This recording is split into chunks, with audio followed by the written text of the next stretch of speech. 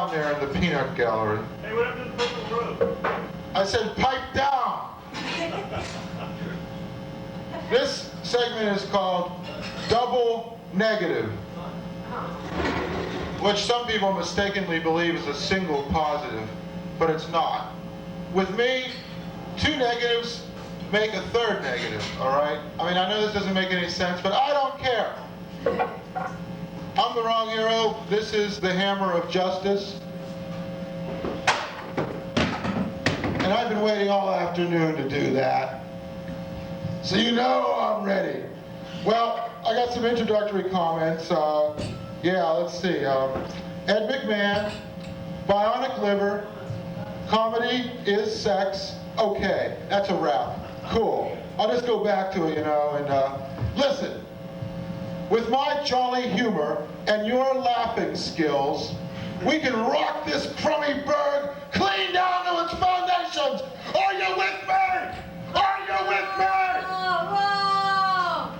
Yeah, you're supposed to say, wrong, wrong, wrong. Because it's just you and me, literally. With my brains and your looks, we can rule the world. With my looks and your brains, we ain't got a chance. So I'm the wrong hero. People call me America's foremost tired businessman, offering industrial strength merriment to the multitudes. Savvy? I'm the wrong hero. I'm the uncrowned monarch of the coming of rage movement. And I'm not one of them chicken littles going around saying, the sky is falling! Although in this case, it looks like it just might with these panels up here, ready to go any second now. No, I'm chicken big. And I say, the ground is flying up! The ground is flying up! And I don't even live in Los Angeles. But I want you to remember one thing. I'm Master's favorite, not you. Now, keep that in mind, and everything will be copacetic. What's that mean? You know, I don't know myself. I just like to throw it in because it sounds hip, you know. So before I get to the main event here at the Wrong Heroes double negative presentation, I'm going to open up a place right next to the Kentucky Fried Chicken. It'll be a popcorn place. It'll be called the Colonel's Kernels. And it'll be chicken flavored popcorn and cornbread flavored popcorn and chicken skin flavored popcorn and popcorn with a little bit of arteriosclerosis spread on the top, and it would steal all their business away and they couldn't do a damn thing about it. And I'm going to, they have Rice-A-Roni, the San Francisco treat. I'm going to market Frisco-Roni, the Rice University treat. And then there's not much of a market for that, so bottled water for your pets, okay? People get bottled water, why shouldn't animals, okay? Do you, like most Americans, have an 800-pound pet bear chained to a stake in your backyard? Isn't it cruel to feed him out of the water hydrant? Shouldn't you give him his own big gallon jug of bear water and your little pet tarantula? Shouldn't you give him tarantula water? And your little dog, shouldn't you give him dog water? Am I talking too loud? Very well. Then I will lower my voice and modulate my presentation so that you will not be intimidated into perhaps fleeing the room like the carnivorous vermin that you are. No, sorry, I'm getting away from myself. All right. This presentation of The Wrong Hero is brought to you by malt liquor, pancake syrup, chocolate-covered laxative, canned creamed corn, oven cleaner, cling peaches and heavy syrup, and sugar-free jello in a drum. When you're having a party, what's the one thing that ought to be on your shopping list? Why, none other than malt liquor, pancake syrup, chocolate-covered laxative, canned creamed corn, oven cleaner, cling peaches and heavy syrup, and sugar-free jello in a drum. Kids ask for it by name because it's got something for everybody. Malt liquor to put a little tingle in your tummy, pancake syrup to make it all come down, and the chocolate-covered laxative to make it all come out, and Let's see, what else has it got? Oh yeah, those canned clean peaches and heavy syrup. Man, oh man, the old folks sure go for those because they're easy to chew, just like my act. And, well, you know, and then you also got that oven cleaner, and that puts a little spritzy little tingle on your tongue. And then, of course, the sugar-free Jell-O if you're on a diet. So you can't go wrong, pal. Just get some malt liquor, pancake syrup, canned cream, corn, chocolate-covered laxative, clean peaches and heavy syrup, oven cleaner, and sugar-free Jell-O in a drum. Next time you're having one of your swell little get-togethers. And now, in honor of St. Patrick's Day, I would like to discuss a very serious and controversial topic, which is they won't let gays march in the St. Patrick's Day parade. Oh, they'll let Scotchmen march in it, you know, with those little kilts and the bagpipes, and you know, they'll let anybody march in the St. Patrick's Day parade, even if, you know, the only Irish they ever get is Irish potatoes. You know, but they won't let gays march in the St. Patrick's Day parade, and yet... Unless they're priests. Unless they're priests. There you go. Thank you. That just saved me 5 minutes of having to think of that for myself. I appreciate it. I really love you. You're the greatest. You're the best victim. You smell good, and you give good audience, too. But anyways, they're against gays marching in a St. Patrick's Day parade. And Bass, when I point to you, give me a whole lot of echo, okay? But not just yet. But you know who their mascot is? Lucky Charms. A midget. You know, with a little hat, with a little shamrock coming out of it, with this high-pitched voice. Bass, echo, please, please.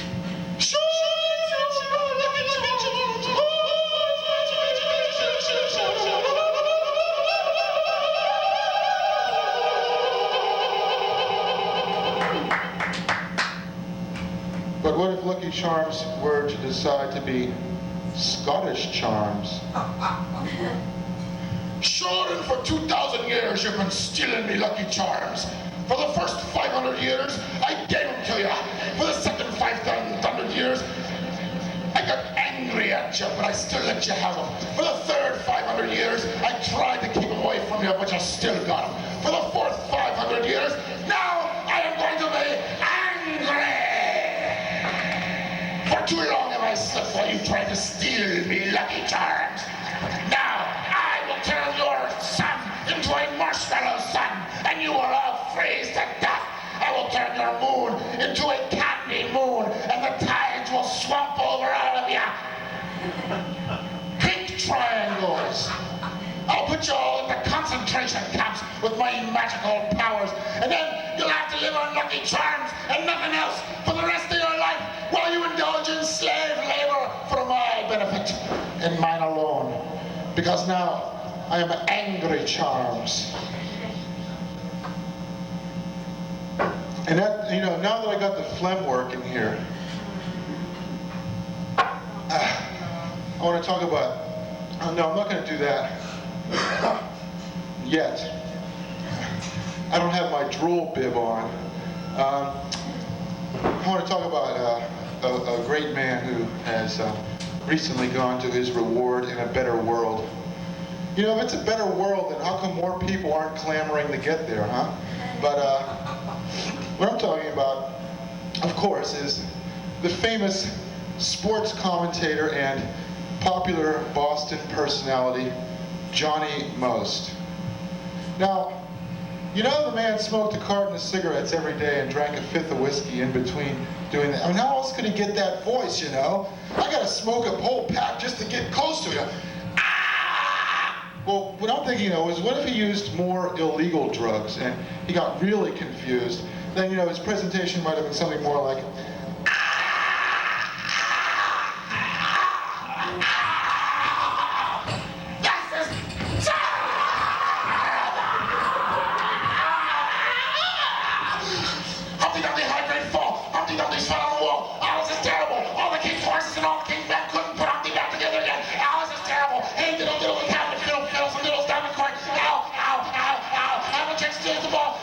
steals the ball. Ow, he fell off the wall. Seizure having seizures. Here comes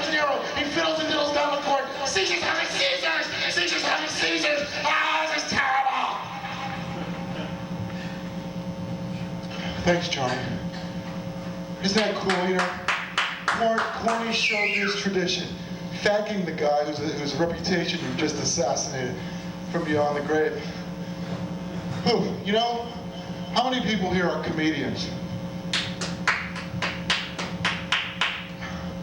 Comedians are the best people.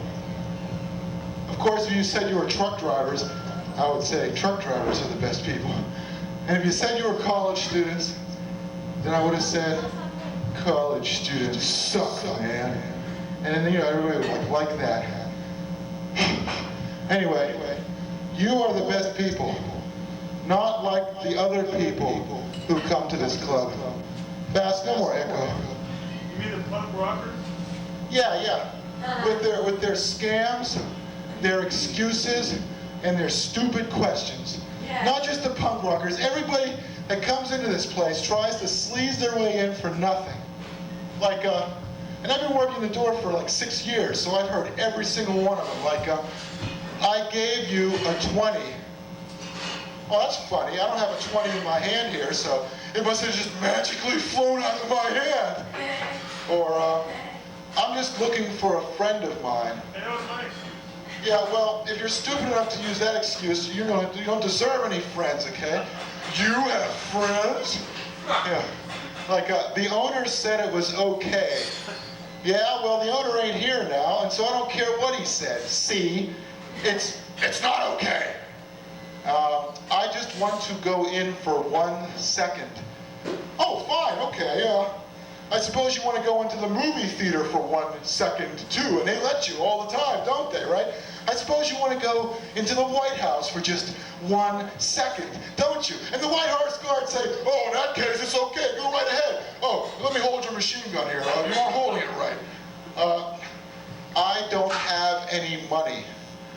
Oh, well, I'm a hippie, man, and I know exactly what you mean. The capitalist pig power structure conspires to take all of our money and force us to spend it on beer and drugs. So, man, I sympathize with you, but you're still not getting into the club.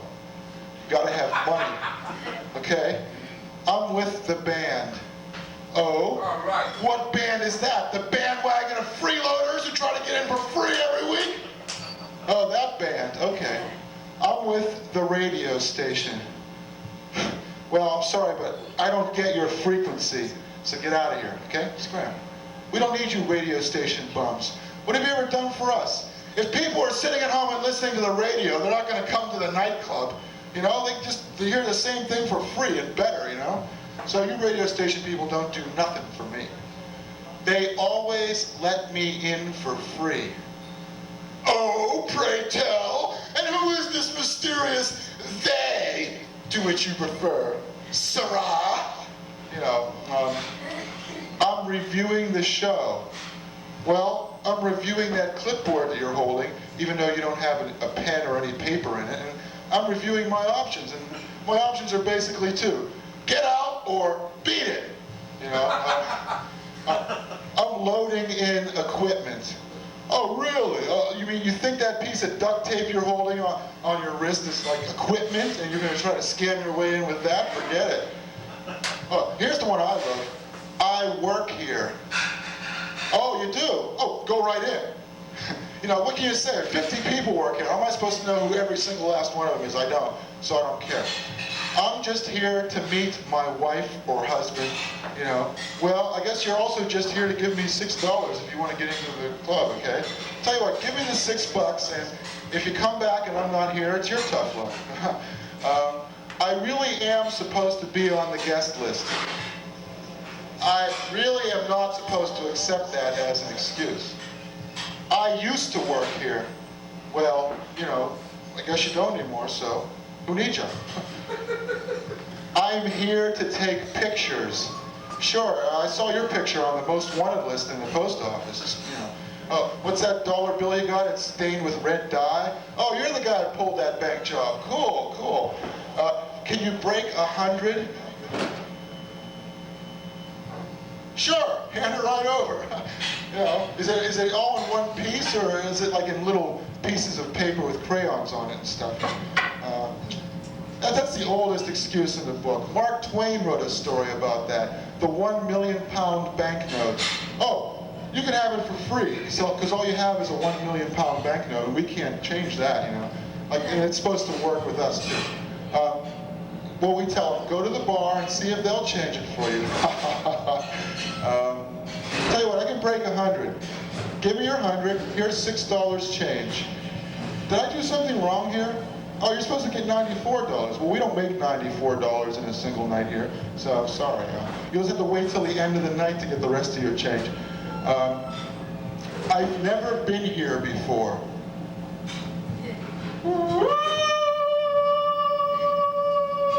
The man who has never been to the Middle East Cafe.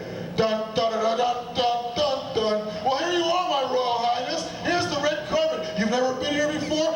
Come on in. Come on in for free. Come on, set a spell. Take your shoes off. Y'all come back now here. Where does the money go? To the band?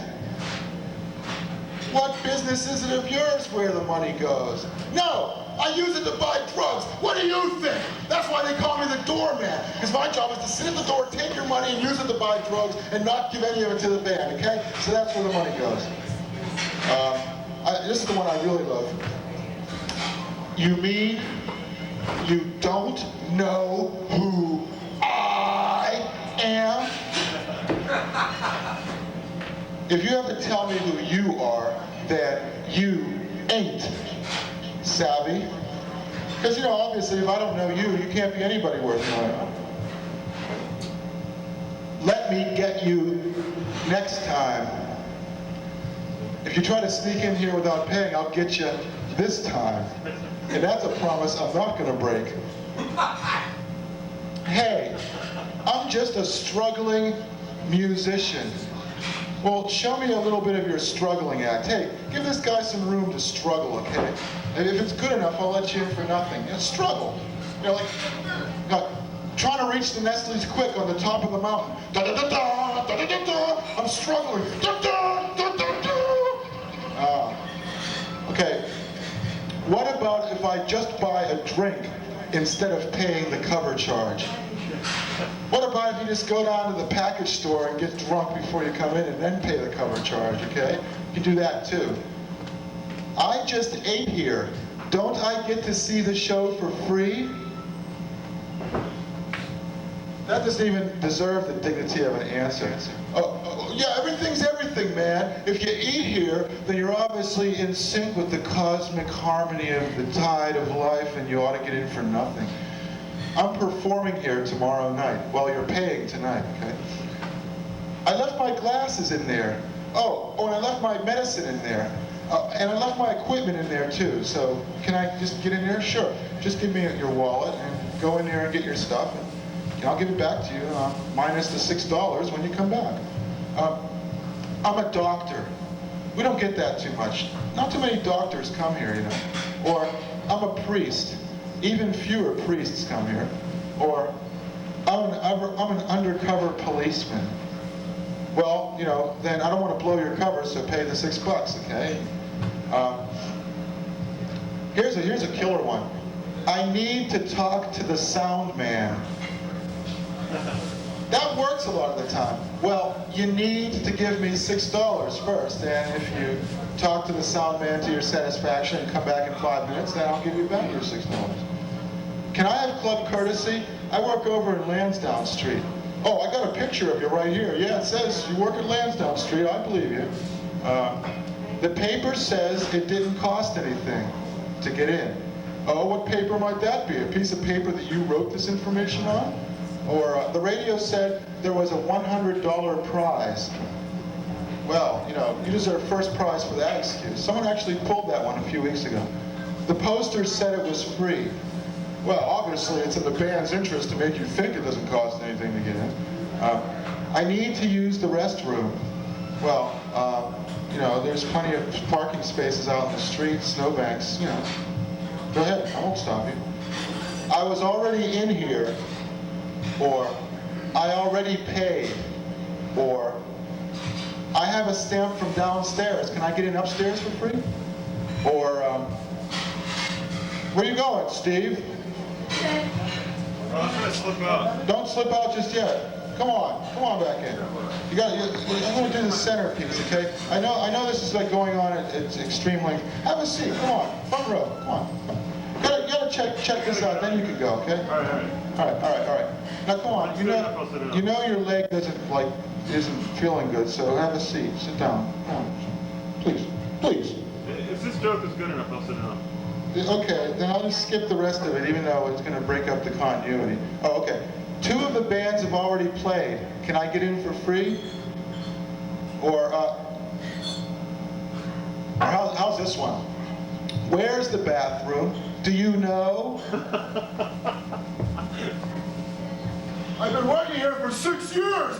Duh! No! I don't know! I don't know! I piss my pants here every night at the door. I don't know where the bathroom is. Hello? Middle East?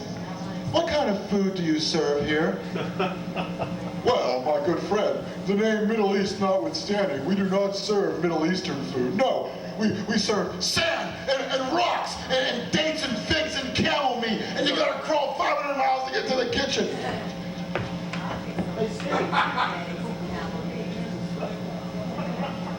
I'm back.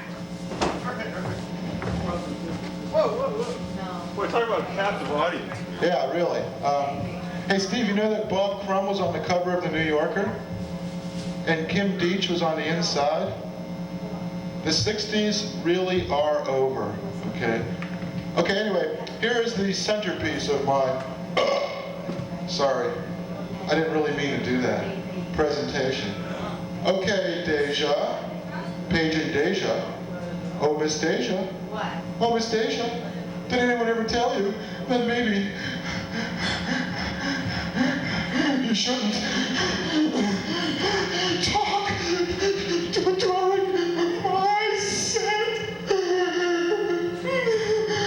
These people have never laughed, but for $15, you can give them a chuckle. This bit is about how, when Mary was pregnant, Mary the Virgin Mother, when Mary the Virgin Mother was pregnant with Jesus, did she drink coffee? And if she did, would Jesus have become an agent? And if he were an agent, would the entire New Testament be about Jesus's attempts to get through to God? You know, so, and this is how it goes. Hello? St. Peter? This is Jesus. What do you mean, Jesus who? Jesus the Christ. Come on, don't tell me you don't remember me after all we've been through together. Listen, remember that cigarette lighter? The one in the shape of the skull? You know, the one I gave you that has that inscription, love and kisses from Golgotha? Yeah, that Jesus. Listen, let me speak to God. He's not in. What are you trying to pull here? Do you know who I am, what am? Listen, Peter, you got rocks in your head. Peter, you mess with me, you'll be selling Peter bread out in some Arabian souk with pointy doornails. Okay? Listen, you gonna patch me through to God or what? All right, look, put Joshua on the horn. What's that? He was in an earthquake? Listen, I'm through playing around with you. Let me talk to your supervisor. Hello, who's this? David? Listen, Grandpa, let me talk to Goliath. What's that? He's at a rock concert? With real rocks? Now listen, I gotta talk to God. What do you mean he only takes calls on Saturday and Sunday? Listen, do me a favor. Paige's beeper. Yeah, I'll hold. Oh, Judas, any calls for me? Mary? Okay, put her on. Hello, Ma? Who is this? Mary Magdalene. I told you not to call me at work. I don't care if you're bored. Go get stoned or something. I don't care. Oh, hello, David? David? Any luck? Oh, great. Listen, I'm going to do for you, David, baby. I know your career's been washed up, but I'm going to really do stuff for you, okay? I'll never forget you for this big favor you just did for me, okay, Dave? Okay, put me through to the big fella, okay? Great. Hello. Sweetie, honey, baby, boobla. How are you, big fella? It's me, Jesus. Jesus the Christ. Oh, you already know why I'm calling, and the answer is no? Well, listen, I'm coming up with another brainstorm right this minute, okay? Don't give me any of that eternity jazz, all right? It's me you're talking to, me. And hey, listen, I love you.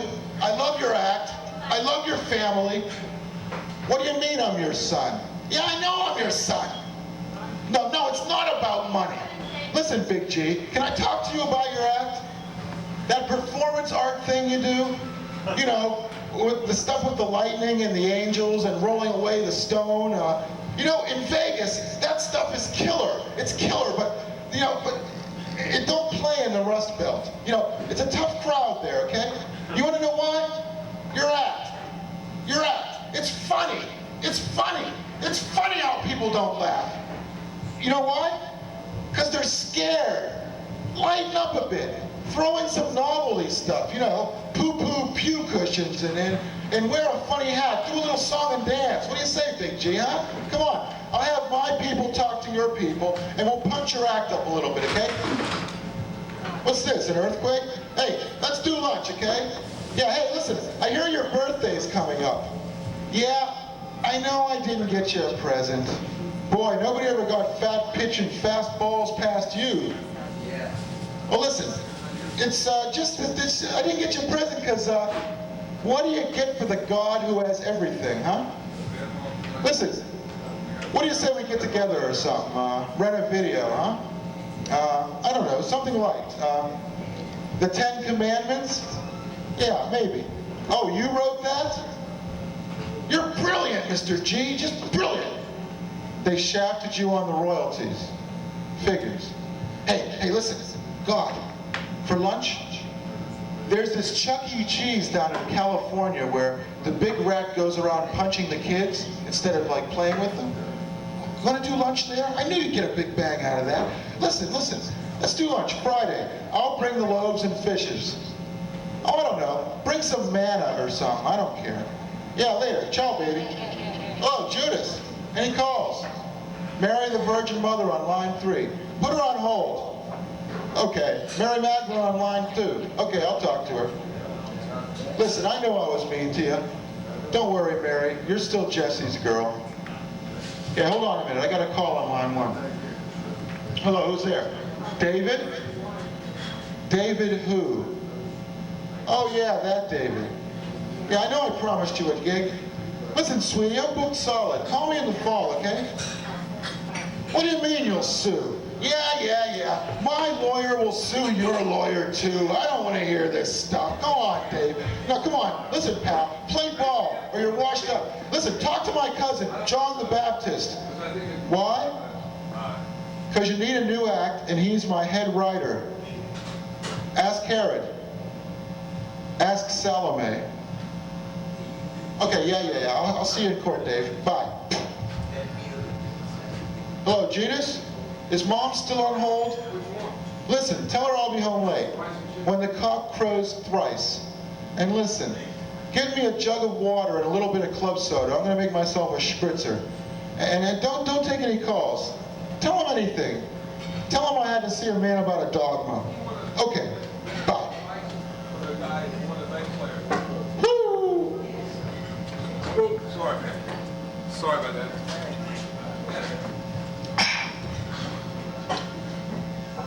Well, I'm the wrong hero. This is double negative. And I just want to remind you that I am like an elephant. Give me a rotten peanut, and 20 years later, boom! Oh, you must be there. Okay? You must clean that up now. Why do you not clean that up? What do you do that for, man? Why do you do that for? Why do you do that, huh? Why do I repeat myself like that, man, huh? Why do I repeat myself? Thank you for the cake. Please, please, please, please, you don't have to go. Ow! Let me go, baby. Please, please,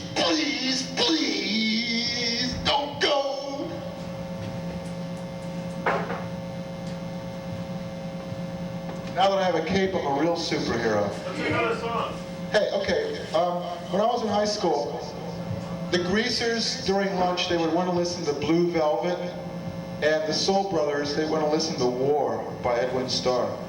And so every lunchtime, they'd be fighting for control of the stereo. And it would go something like this.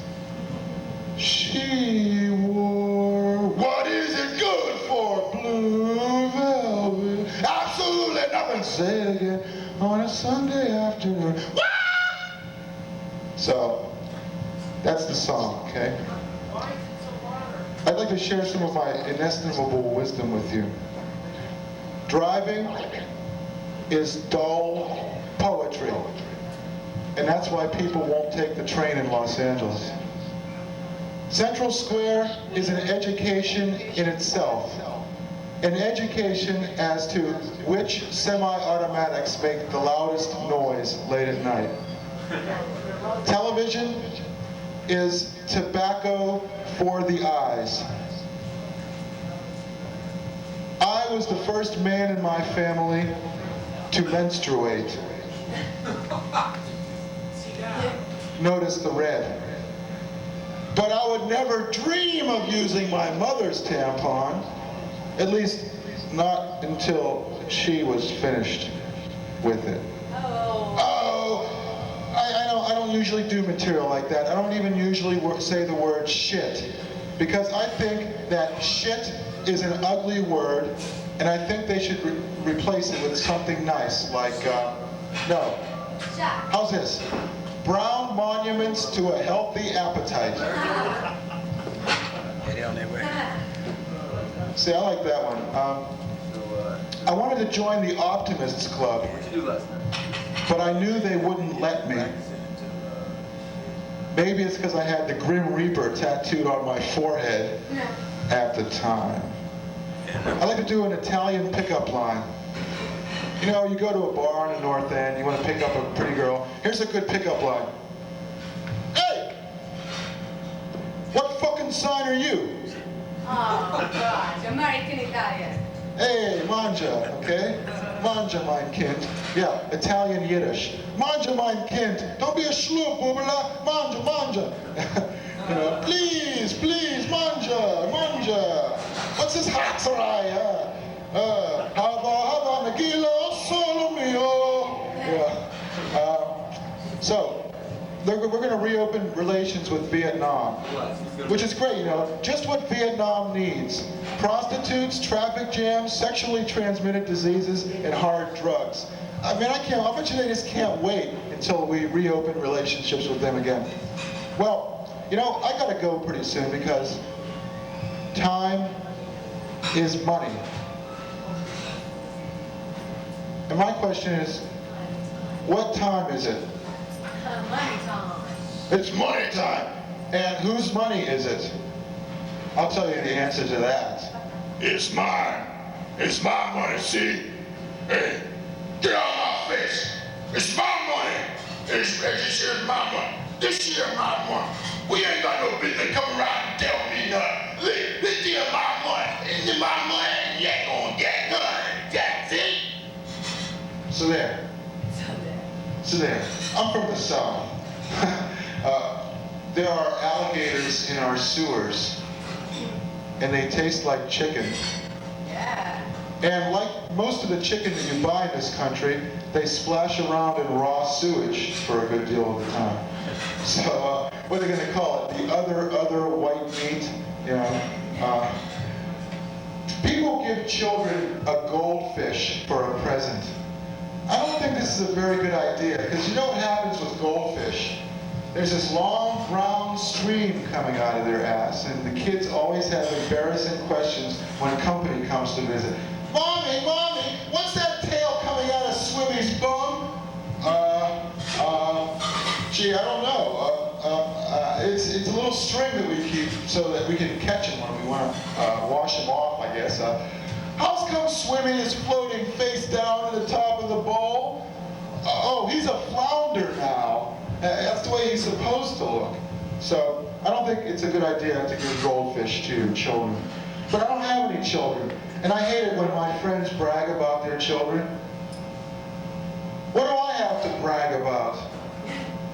I left some nice ejaculate in a handkerchief last night. Oh. And it smells like a petunia. But you know what I say? There's nothing wrong with masturbation. Masturbation is the poor man's Nintendo. Think about it. I know right now at this stage in my career, I'm never going to write the great American novel. So I think I'm going to start working on the lousy American novel. And I won't actually write it, I'll just wait for the reviewers to review it. You know, they'll say something like, This is the worst novel I've ever read in my life. How dare you waste my time with this preposterous piffle? You cantankerous concatenation of clattering and chattering nuts and bolts. you know, I kind of liked it, the Boston Herald, you know, so that's the way it would work out. When I was in 5th grade, we had this music teacher, and her name was Old Lady Johnson, and she used to teach us songs from the Music Man. You know, this is her idea of American culture. Old Black Joe and songs from the Music Man and Men of Harlech. And there's one song in particular that I can't forget. And as my Gigantamundo showstopper, I'm going to do it for you right now. And it's called the Wells Fargo Wagon. Oh, there's a Wells Fargo wagon, it's coming down the way, oh. Please let it be for me! Please! Please! Please let it be! Please! It's gotta be mine! I want it! I want it! I want it! Oh, well, it could be a piano or a pair of britches, or it could be something special just for Me! Me! I want it! I want it! Me! Thank you.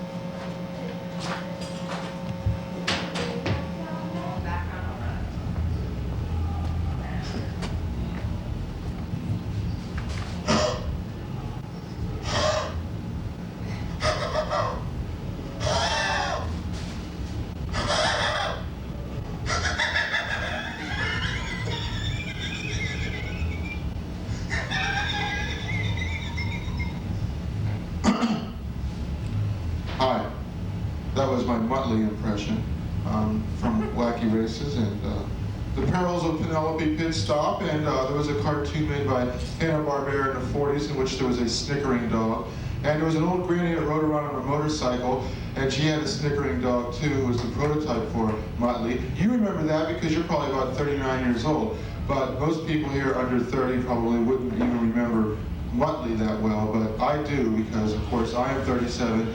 I am the wrong hero, and this is another segment of... Theme song to the Wacky Races? Yes. Oh, they're the wackiest races that ever been. Yeah, you know what? I used to have one of those battling tops things, and I would pretend they were one of the cars in the Wacky Races, and as they knocked each other out.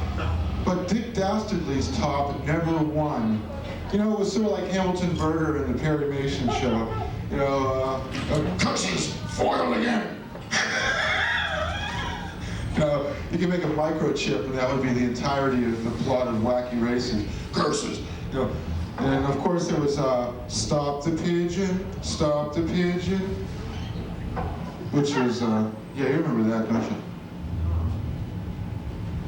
I'm the wrong hero, and my motto is, better to fail in originality than succeed in imitation. Wait, I've heard that before. I got that from Herman Melville, so there. Now I'd like to do my Tony Bennett impression. You know, Tony Bennett's getting kind of old, actually. I mean, already. And, so anyway, I left my heart in my other suit, I think. Where was it? I don't know. Anyway, the reason I wear the black robes is I'm the wrong hero. I'm judge, jury, and executioner, and I hardly ever get any sleep because I'm holding down 3 full-time jobs. My motto is, boycott me. I'm mediocre. How else am I ever going to get famous? So, boycott me. Actually, I want the government to outlaw me so I can sell for hundreds of dollars an ounce.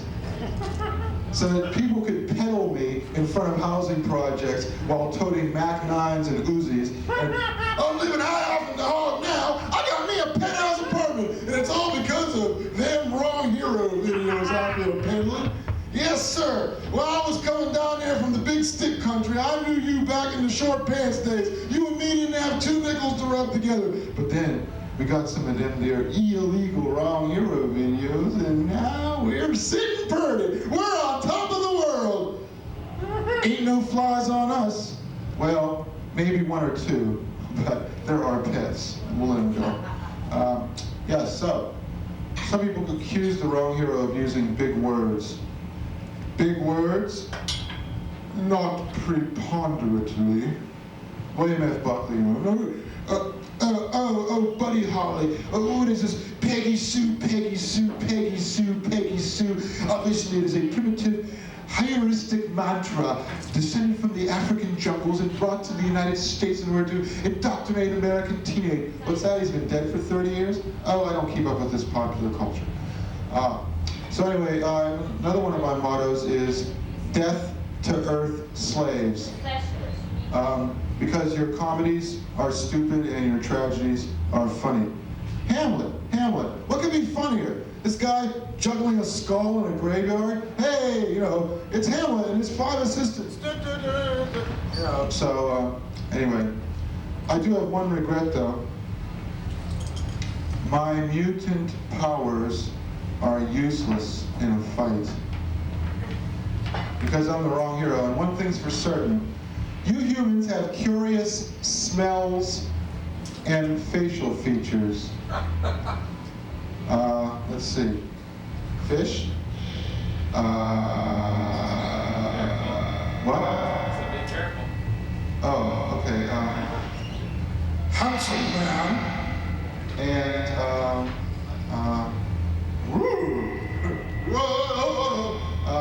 Velociraptor?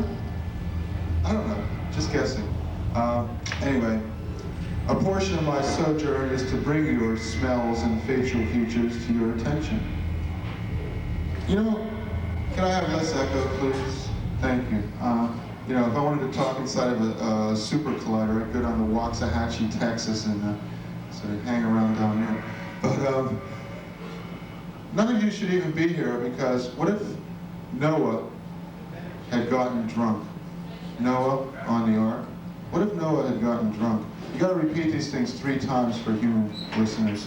We aliens get it right away, but if Noah had gotten drunk, that's time number 3. See how I follow my own rules even in the process of explicating them to you? If Noah had gotten drunk, that's 4 times. I'm beginning to lose your attention. Here's how it would have gone. Something like, Hey! Fuck it! Throw the animals overboard! Bring the fish up here!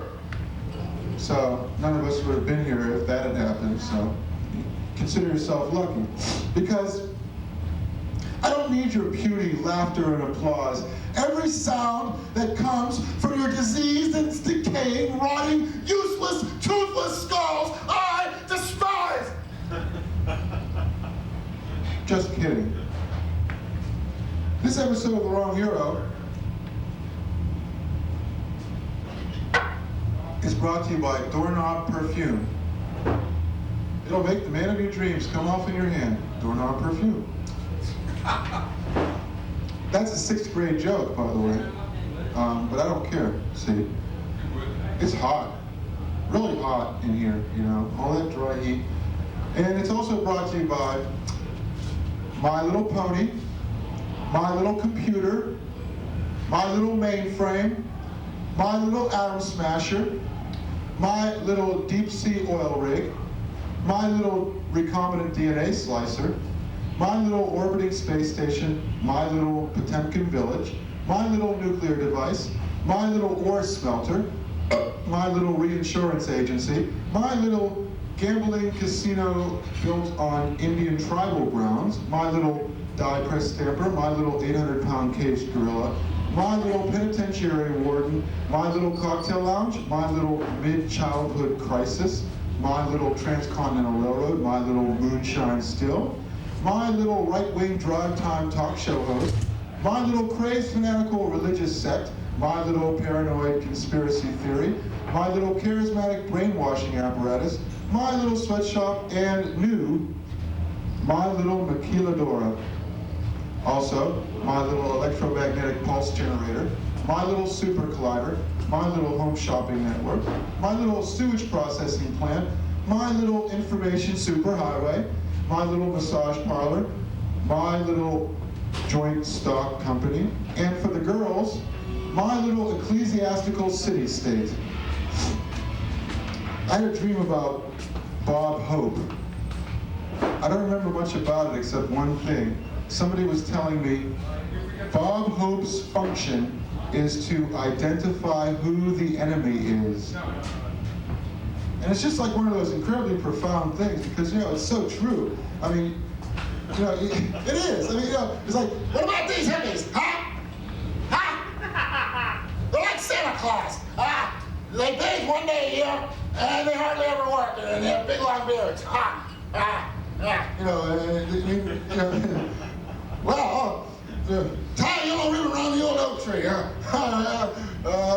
Even though we killed 200,000 Iraqis, let's us tie the yellow ribbons around the old oak tree, not them.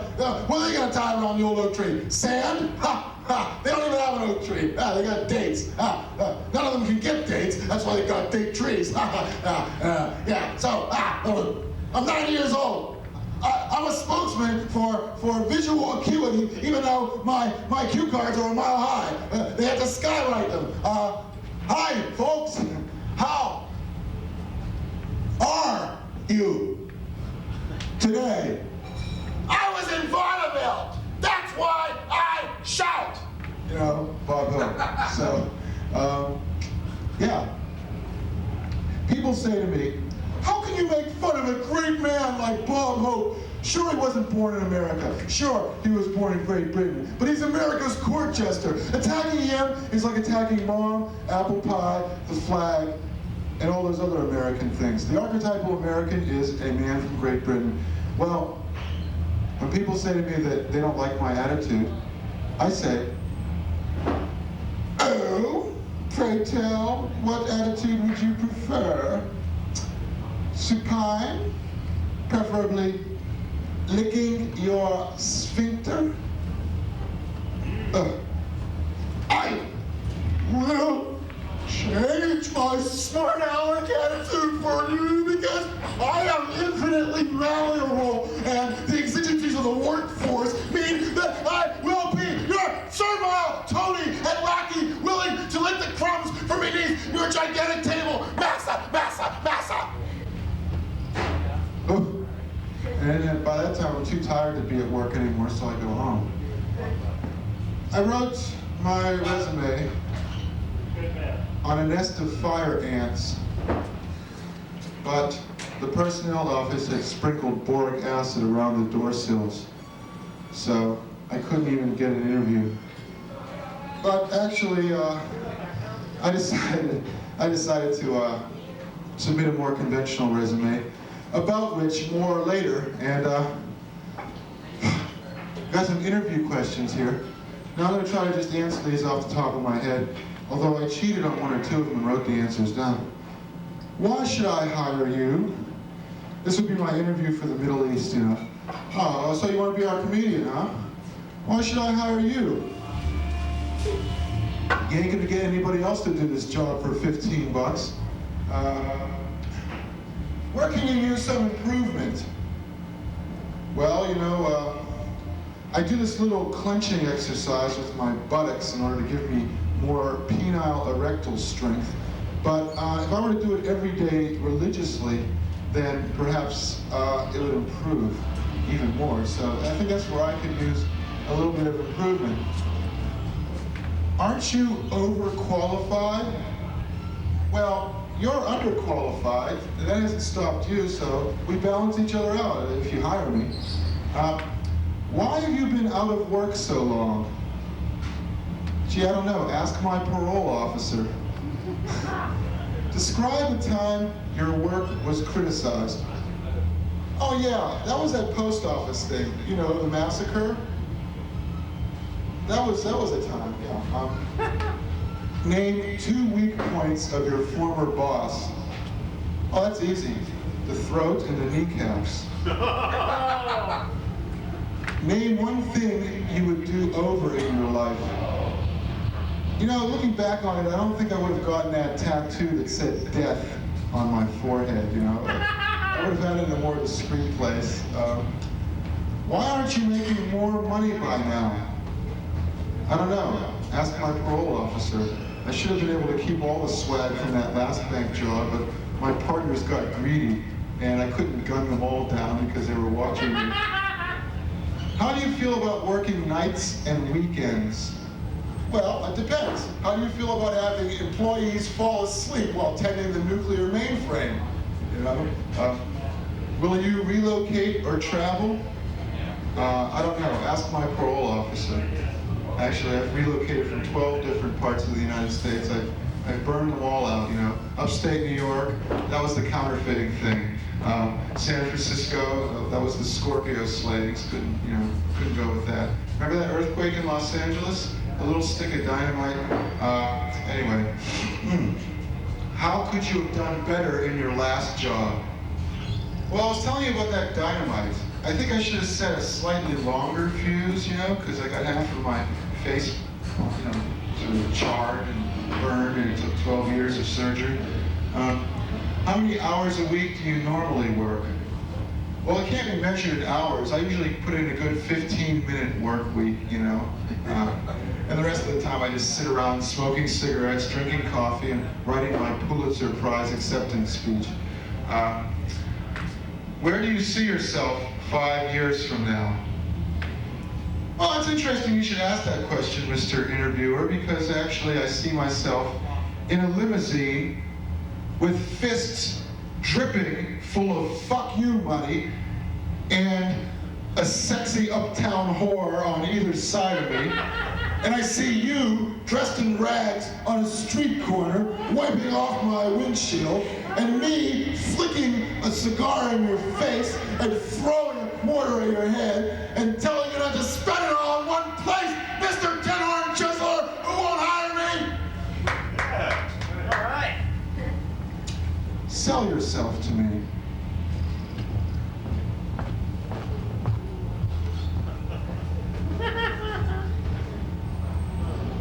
You can't have me, you can't have me. Name something you did in your life of which you are ashamed. Well, coming crawling to you, begging for a lousy job that doesn't even pay the minimum wage, and working next to a bunch of sweaty maquiladora refugees and people from Cape Verde Islands and people whose first language isn't even Earth language. That's what I'm ashamed of. Okay. So, So politically incorrect. so what? How can you reconcile humor with political rectitude? Anyway, ever tried the politically correct joke? Why do elephants have big ears? How can you be so cruel?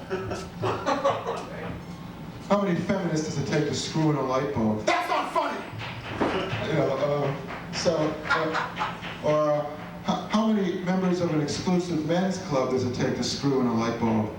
5.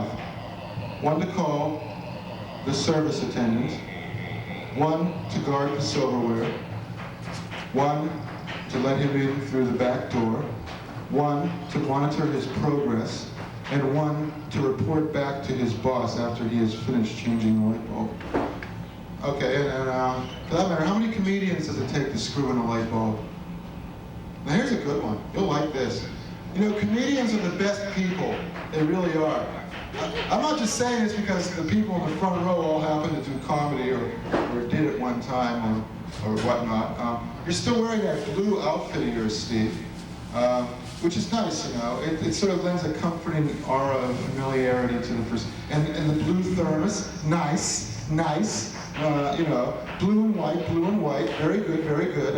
So, you know, if someone were to pick you up and hurl you 2,000 feet in the air, you'd match in with your surroundings. That's cool. How many comedians does it take to screw in a light bulb? I'll tell you, 5. 1 to vomit in the bathroom sink, 1 to complain about the lighting. Let's see, and I haven't told this one in a while, but I'm sure I'll get it. 1 to tell a dick joke, and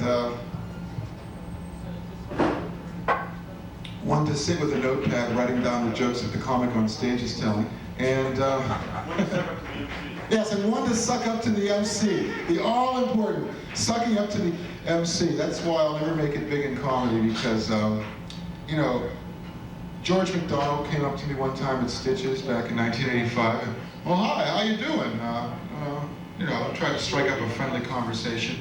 I got all this shit like whirling through my head. My apartment came furnished. Noah's Ark. I'm just fine. I'm just fine. Doesn't he know better than to talk to somebody before they go on? You know, it's like, how am I going to keep all this shit straight? I don't have the methodology or the experience to just make this stuff up out of my head. I don't have enough material to just like whip them out one and one.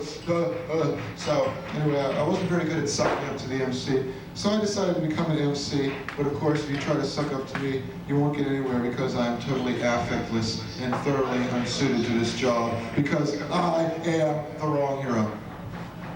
My girlfriend said to me, "You swore at me in your sleep last night." And I said, "I wasn't sleeping." And she said, "Why do you wear your glasses to bed?" And I said, "That's so I can watch you suffer in my dreams." Okay. Yeah, we came from a tough neighborhood. Tough neighborhood. Tough neighborhood. Tough neighborhood. Yeah, okay. The metamorphosis from Woody Allen to Rodney Dangerfield. Tough neighborhood. Yes, it was a tough neighborhood.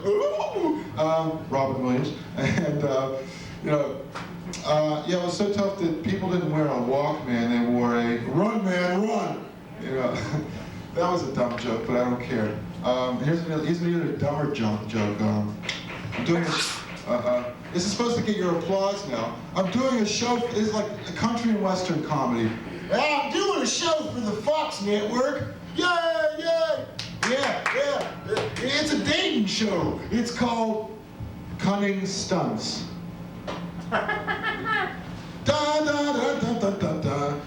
Watch these busty babes as they do their cunning stunts. Today on Cunning Stunts, we feature. I'm going to do a cop show for them too. It's called The Stupid Old Detective and the Smart Young Policeman. Here's like, look out, stupid old detective! Whoa! You broke my jaw! And then, of course, followed by the smart young detective and the stupid old policeman, which would be something like, look out! Thanks, you saved my life, smart young policeman. So, you ever watch Quincy? I don't do television material. I hate television. Television is tobacco for the eyes. Which is why they don't advertise cigarettes on television anymore. It was redundant, you know, so. But I watch Quincy every now and then because my girlfriend likes to watch it. I should refer to her as my fiancée, although that might be considered to be sexist. How about my life partner? My mate. Makes it sound like lad and lassie, you know. Lad's mate, and he guarded young wolf there, you know, from exterior. You know, Alfred Payson Terhune, you know. The master, the mistress, laddie, wolf. I watch Quincy, and I do this thing called the Quincy Watch. How long into the episode will it be until Quincy says, This is an outrage! I'm gonna get to the bottom of this no matter what! you know, I mean, things, and sometimes they just slip it in there, you know, like, I'm sorry, Quincy, but we don't have any corned beef down at the delicatessen. This is an outrage! Judas is scary in here to see you, Quincy. This is an outrage! This man was left up on the cross without so much as a vinegar sponge for 12 hours. Total dehydration! operation. I'm gonna get to the bottom of this. The miners are trapped in the mine, Quincy. This is an outrage. I'm gonna get to the, maybe I won't. They've gunned down the striking workers in Tiananmen Square, Quincy. This is an outrage. I'm gonna drill to the center of the earth and get to the bottom of this. I'll sneak up on them from underground. Quincy. Sick of Quincy. Hate Quincy. Jack Klugman. He goes from like rooming with this persnickety snob to being a eternally outraged coroner. Tony Randall in the operating room. Oh, Jack, I don't think you should have that scalpel there. This is an outrage. Get out of my sight. Devin, I have enough of you. No, television wasn't my best friend. My father was my best friend. Sure. And all of my best friends break every promise they ever made and expect to run my life in the bargain. So, yeah. Your parents, they always tell you, don't play with your food. And it's like, why? The cow won't like it? It's dead. It's been dead for the last 20 years from the looks of it, and so don't play with your food. The food might get upset, so I never understood that. And these vegetarians, I can't quite understand them. I mean, I was a vegetarian once myself, not through choice, but when you're going out with somebody who's a vegetarian, you sort of have to adhere to their gruesome regime for a while, because the sight of meat nauseates them unless they're pregnant, and then you've got problems, So that's a good. This is my life's experience. If you're going out with a vegetarian and she starts eating meat again, that means she's pregnant. And that fetus is craving flesh. So, careful. Anyway, you know what I say to vegetarians? Kill butchers. They're butchers, damn it! They're butchers! When is this butchery going to end? Kill them! Kill butchers. And kill farmers. Because farmers are the nation's biggest conspiracy. They control the nation's food supply. Don't you understand? And kill Quakers, too, because they don't fight back. And, by the way, psychiatry. Some people have said I need psychiatry, but I know enough to know that psychiatry is practiced by, the very psychoses it vows to eradicate. It doesn't make any sense. Folk music is every bit as tyrannical as the injustices it vows to eradicate. It's funny how these things work. The things that cure you actually end up exacerbating your condition. So, I'll cure myself, see. No thanks. I'll get $50 an hour to read my neuroses off to an audience and not pay $50 to read them to some snoring Freudian on his Viennese sofa. Oh, very interesting. Tell me, how does that make you feel? Well, your snoring makes me feel as though you're ignoring me. I think I'm going to cut my wrists. An elementary school is a hospital where they amputate your imagination. It's true. 4-year-olds are the real people. They say what they think. They're not babies, but once they go to school, that's it. Conformity. They're so busy trying to fit in, they forget how to be children or even individuals. So that's what elementary school's for. Get up at 8:30. It's just like regimentation. Get up at 7:30. Go to school. Hey, you guys are here for the good stuff. I'm so glad, too. I wrote my autobiography on a roll of toilet paper. And then I ate some beans. And now, I've put all that behind me.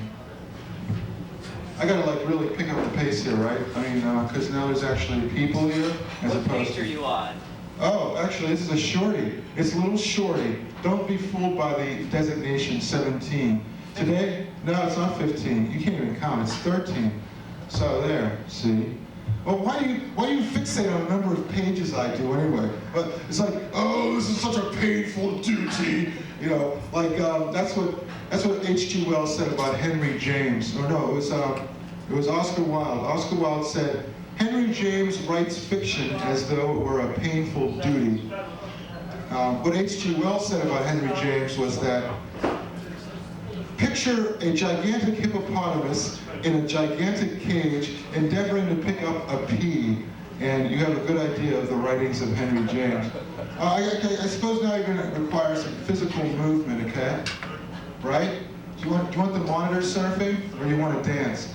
Hey, where's Vass? Right here. Vass, could you have any music queued up? Yeah. I suppose the Philistines demand that I dance, so I shall do it. Because, thank you. Thank you. I can never repay you adequately for the great kindness you have shown me in your many months of diligent service to me, your slave master!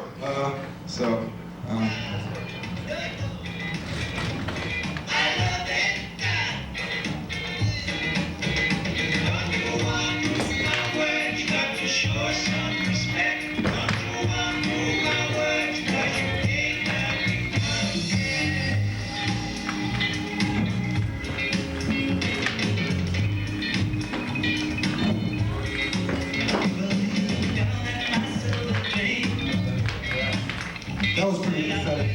Okay,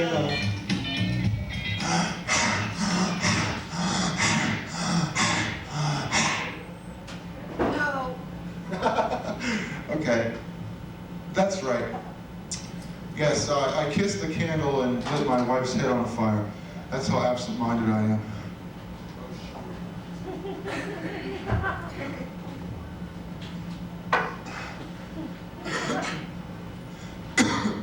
Have you ever watched Here's Lucy and The Lucy Show? Yeah. Well, now you never have to watch it again because I'm going to do the entire plot to every single episode of Here's Lucy and The Lucy Show in 12 seconds, okay? Lucy, what kind of crazy scheme you got now, Lucy? Ricky, wow! Mrs. Carmichael! So, there you go. Yes. Thank you. Yeah, when I was a kid, I worked in this place called the Class Warfare Shopping Mall. I started out on the 3rd floor, working at the Rich Store. And when a customer would come in, I'd say to him, oh, and in what school did you prep? Well, then I got demoted. Had to work at Bourgeois Hut. And whenever a customer would come up to me, I'd say, I'd like to help you, but I'm busy writing my novel, which is about 3 generations of my immigrant family, so if you could just kindly take a seat over there and wait for me. Well, then I got demoted to the basement floor, which was Proletarians Are Us. And I was at the counter, and a customer would come up, and I'd say, I'm not paying enough to wait on you hand and foot! so that was my work experience to date. And now, the food in my cupboard is so old. How old is it? It's so old that the dating on it is carbon dating. It's so old, there's a Cro-Magnon on the front of every can. How old is it? I'll tell you how old it is. I list my canned goods as dependents on my Social Security form. How old is it? It's so old that I won't eat it, so I get to contribute it to poor people. How old is it? That's all I got right now, sorry. I could probably think of something right now. Let's see, how old is it?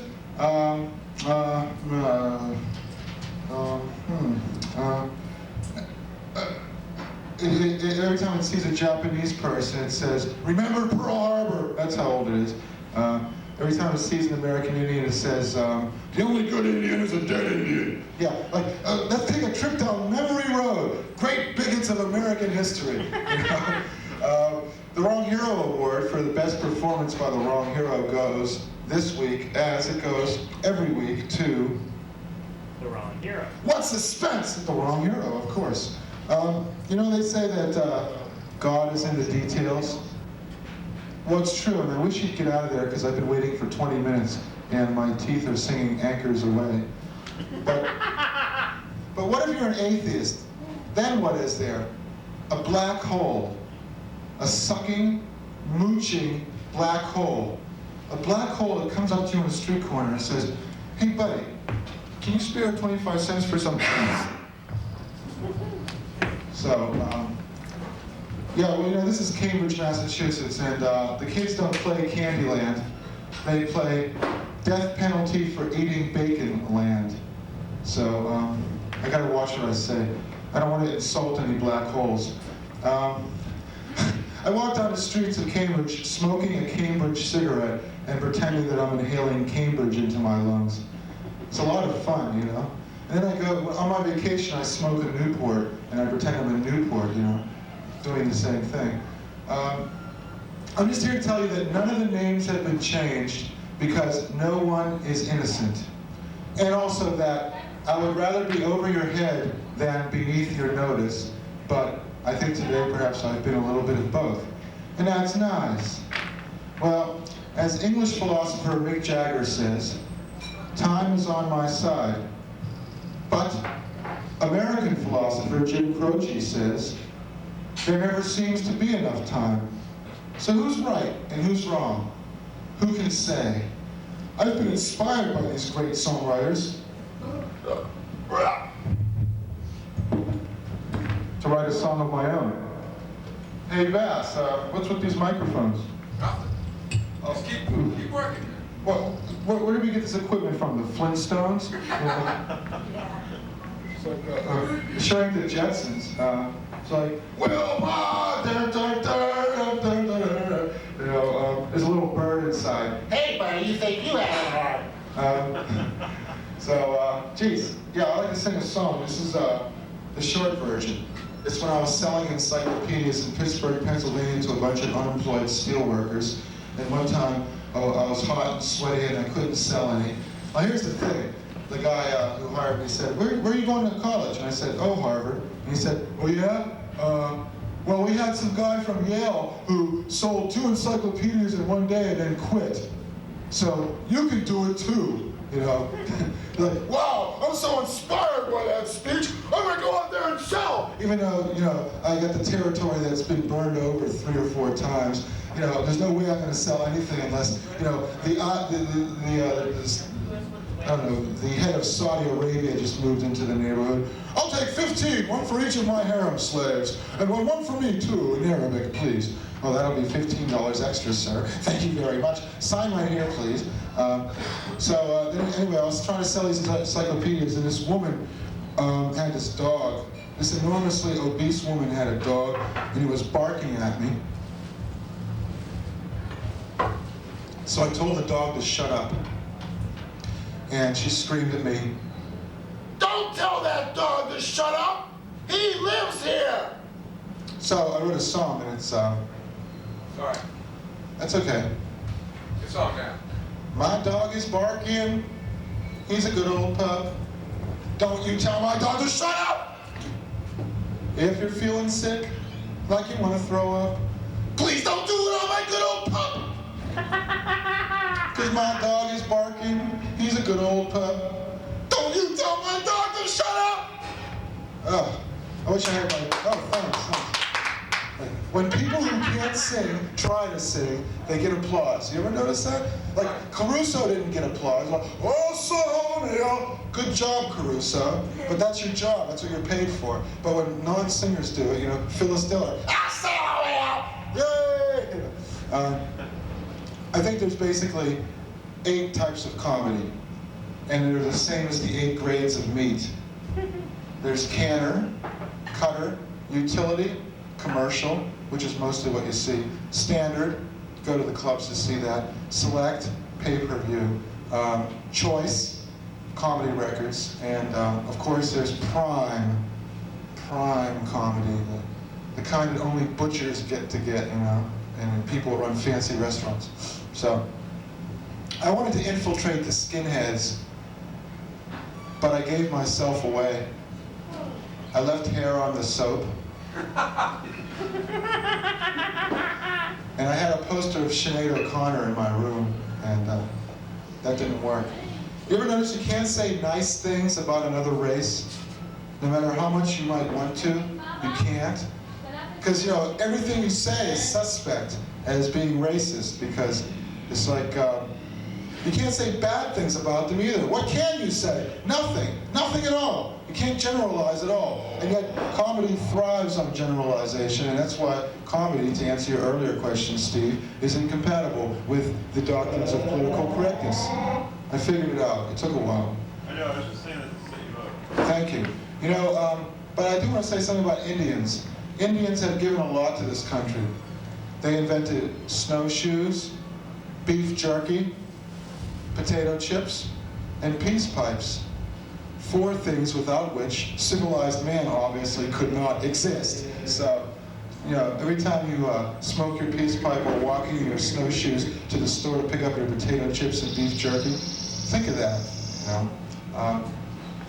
But you know something? I don't know why people claim to be of American Indian descent. Yeah, this, I'm going to unplug this monitor. It sounds like transmissions from another galaxy.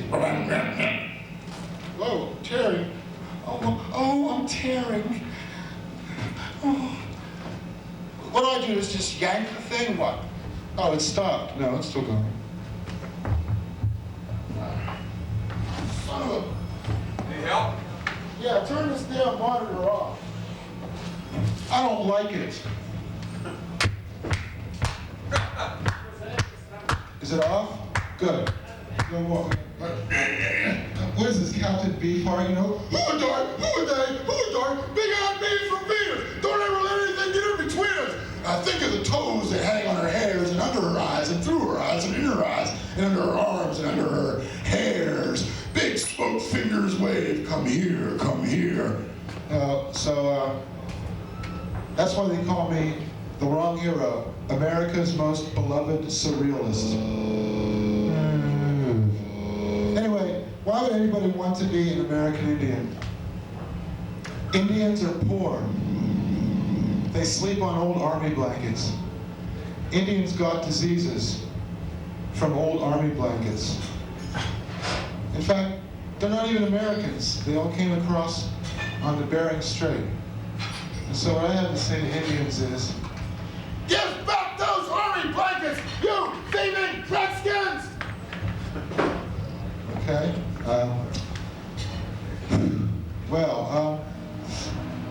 I had a job in the 80s with a big corporation called the Myopia Corporation.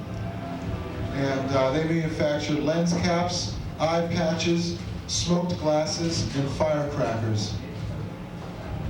They were highly diversified. And their president was a blind man. And so I decided that I would wear smoked glasses and pretend to be the president of Myopia Corporation. I figured I'd steal his job out right from under him, and that blind bastard wouldn't know what hit him! He wouldn't even see it coming. Well, eventually, people began mistaking me for the president, but it was very hard pretending to be blind. If you're blind, your clothes never match, you know, so I had to walk around in mismatched clothes, and I couldn't read newspapers or do the crossword puzzle, and I had to get a seeing eye dog. But I made some unwise business investments. I invested in Bhopal and East German marks, and eventually I lost my fortune. My seeing eye dog bit me, my wife left me, and I had to take up residence in a dumbwaiter, and now my clothes don't match, because I don't have any clothes, and I get them all at the Goodwill in gigantic bins, and everybody is afraid of me. And, okay, now I'd like to do a little thing called Dr. Medicine and Mr. Drugs. Okay, now give me those weird effects for the second part of it, okay? Okay. Hi, I'm Dr. Medicine. And today, we are going to have a rational and realistic discussion of the exigencies of the workforce. Hi, Mr. Drug Party! What time is it? 3 o'clock? I was supposed to be at work 2 days ago. What's going on here? So there you go. Once upon a time, there was a man made entirely of ants. a bunch of ants got together and decided to form one gigantic man-like creature. You see, because there's more people, there's more ants on the face of the planet than there are people. And if all the ants in the world got together and tried to form, one person, there'd be half ant men and half real men. And if the ants were smart enough, and we know they're smart, you wouldn't be able to tell the difference. Well, one day, one of these ant men, a man composed entirely of ants, decided to try to run for vice president. Well, but growing up, he had a lot of hurdles to overcome, like taking the eye test in high school. Like a trail of ants had to crawl up to the eye chart and read it and crawl back without the school nurse noticing, and things like that. But eventually, the ant-man got to become vice president, but gave the entire game away when shaking hands with the president during the inauguration. The ant-man got excited and became a teeming horde of ants crawling on the president's hand. The Secret Service member going crazy. And the ant-man was punished. They put him in a prison made of termites. Boy, that song, that made a lot of sense, didn't it? See, yeah. You know what I say? You know what I like to do? I like to walk around in my swimming trunks, punching people. And then when the cops come to arrest me, I say, I'm a boxer. And he let me go. Hey, Steve, you ever have brie? What? Yeah, I know. Shut up. You're not the MC. See?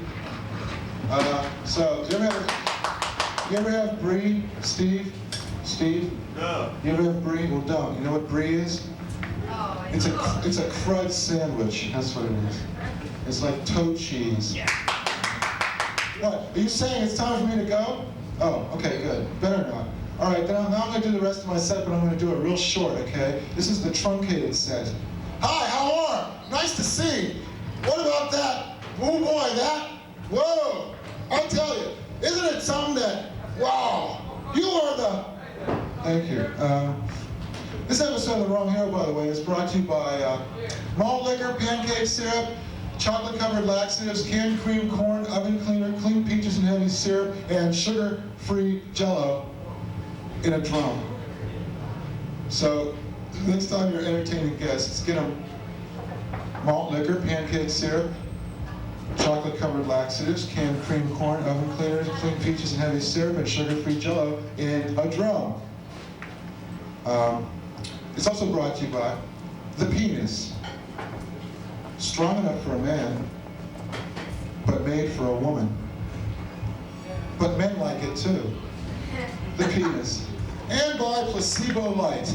Are you sick of placebos that have so many fillers and inert ingredients that they make you feel bloated? Well, end placebo bloat. Get Placebo Light.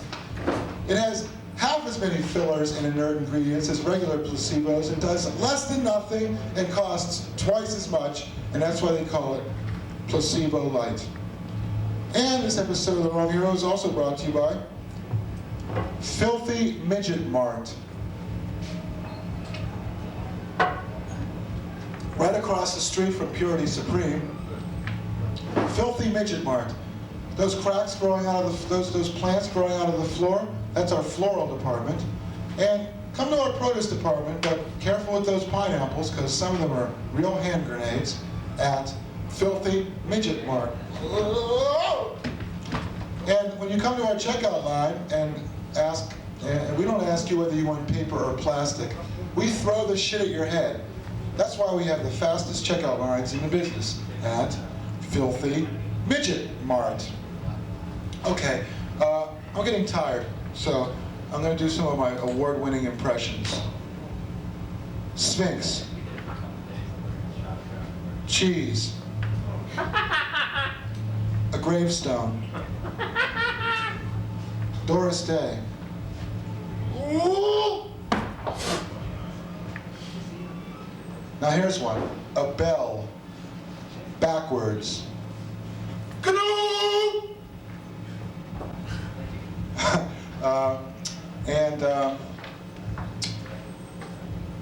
Do a fireplace.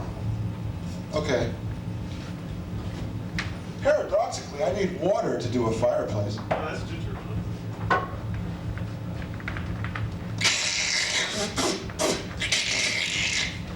Oh, okay.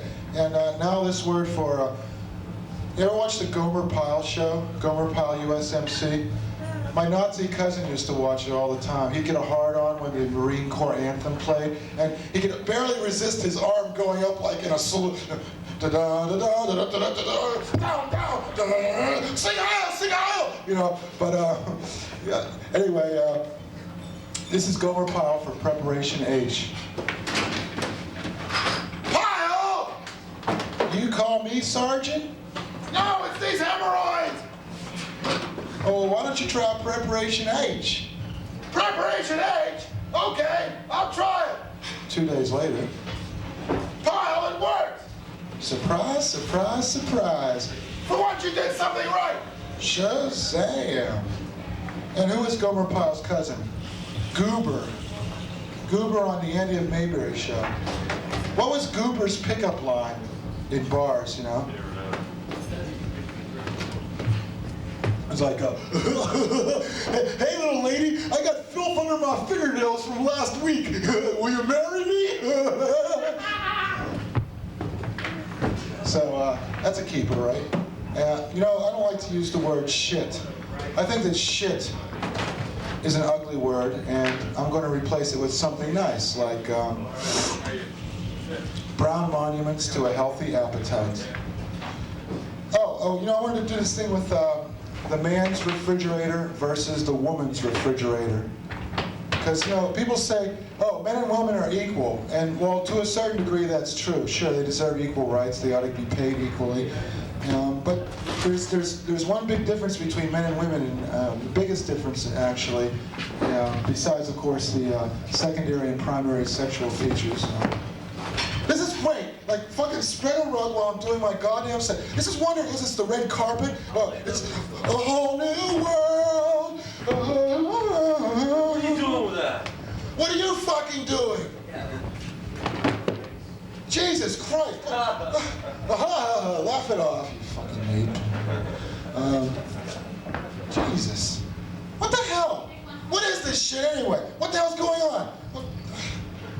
Load in while the comic's performing. Dum-de-dum-de-dum. Let's just throw fucking chairs around while we're at it. Let's wreck the joint. Dum-de-dum-de-dum. This guy, fuck them all.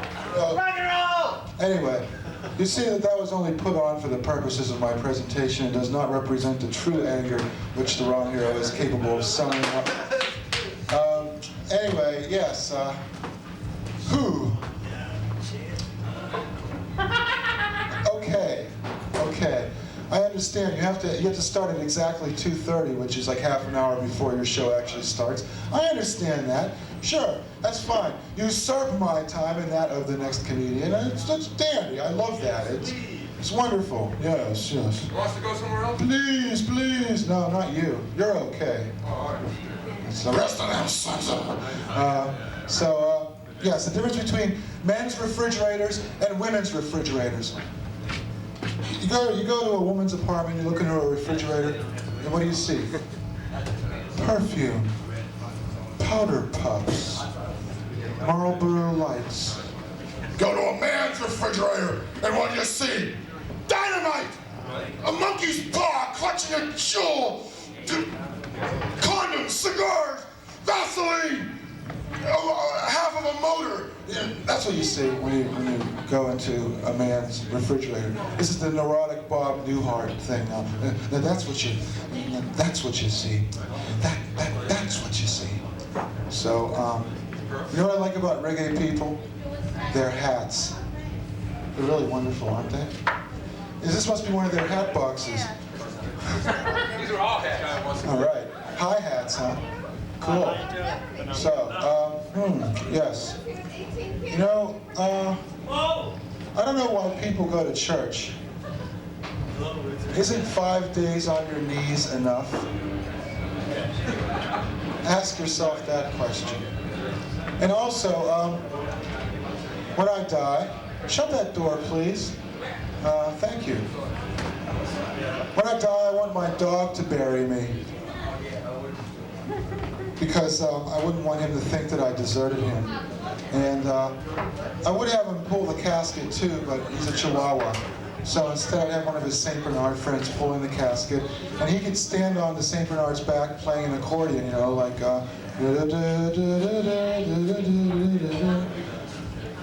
my dog is my best friend. Isn't that pathetic that thank you. Well, and you are my friend. This delicious stale bread will certainly go well with my stale monologue. Yes indeed. You know, you're disrupting my continuity by your incessant chatter in that pointy doorway. Are you like channeling a Syrian mosque or something? What? You're interrupting the chair. Oh, okay, I see. Hi, how you doing? Let's have a smile there. Come on, that's nice. Show all those teeth. That's beautiful. You know, what? Do you use Ultra Bright or Colgate? Baking soda. Baking soda. All right. Well, throw a little yeast in there. You can grow a loaf of bread out of your mouth. Hey, it's manna. You know, stuck in the desert, baking soda and yeast. Manna. So I don't know. Yes. Okay. So I guess obviously, in order to regain your attention, which I have so fitfully lost in one of my lapsarian monologues, I must do something outrageous and totally crazy, like, oh yeah, tell you about how my dog is my best friend. My dog is my best friend. All of my best friends kill chickens. All of my best friends vomit kibbles and bits on the linoleum. All of my best friends piss in the corner. All of my best friends beg for treats with their genitalia exposed. So, remember that. One time I was stopped by a cop. I was only doing about 84 miles an hour on Route 95. So I don't know why he pulled me over, but he did. And when I get pulled over by a cop, I play this little game called Nice Victim, Mean Victim. And it's something like, well, top of the morning to you, officer. What's a police captain like you doing a pound and a beat? Why was I speeding? Oh, okay. I didn't ask I was pretending the accelerator was a policeman's head, and because I was sucking on a cube of LSD, and I wanted to get home before I melted. Officer, coffee and donuts, sitting and picking your ass at 4 in the morning, and he took your donuts! Sir? And he said, okay, we'll let it go this time. Don't let it happen again. So, What about the other comedian? Yeah, okay, shut the fuck up. What do you know anyway? What kind of haircut do you got that gives you the right to tell me what to do? You gotta have like an Elvis pompadour in order to like be cool, you know? It's only 20 minutes to 3. Christ. Yeah, right, but you know, the reggae jam goes till 6:15, so I'll go till 3:15. What the hell? I'm desperate and I don't care. You? Yes. Yes, I am. You got a lot going. Yeah, I know. Well, I'll tell you what. I'll cut it short. Just for you. Just for you. I'll just go down to the end of this column. How's that? How long is it going to take? Oh, I don't know. Why should you care? You're not performing. Yeah, we'll get the other guy on, okay? What's your problem? I know what I'm doing. Hey, boobala. Hey, booby. Hey. However, I must ask that all stage activities cease while the other comedian performs, because, after all, although I'm willing to put up with these intolerable indignities for the sake of further promoting my art, I'm not so sure he is. So, and it wouldn't look good anyway, you know. Oh, that's so fun. We have a reputation to take care of here. So, geez, this is like I don't know. That's a frightening thought. It is good. Well, Say that word.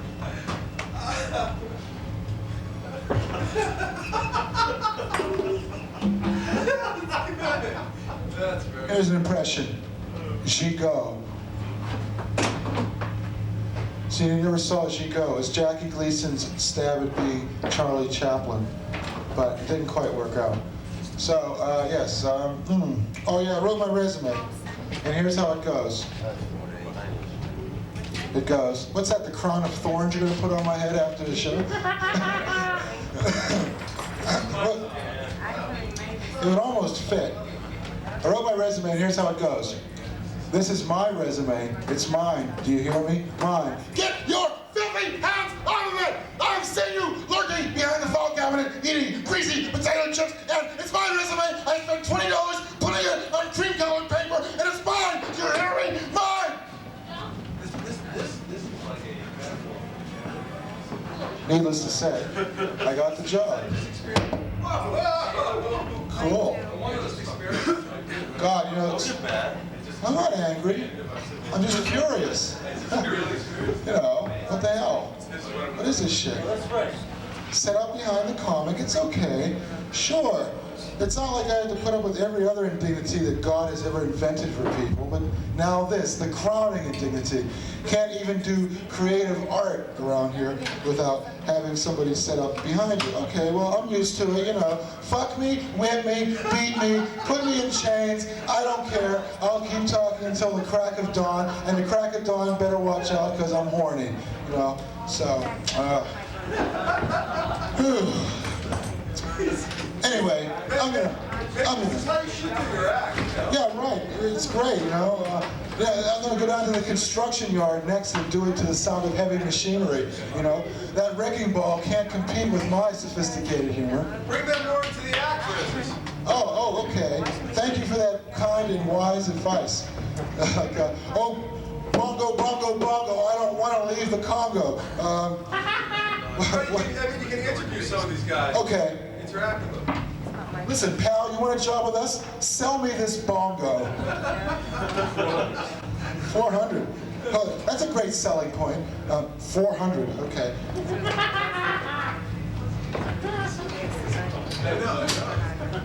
Hi, I'm Dolly Parton.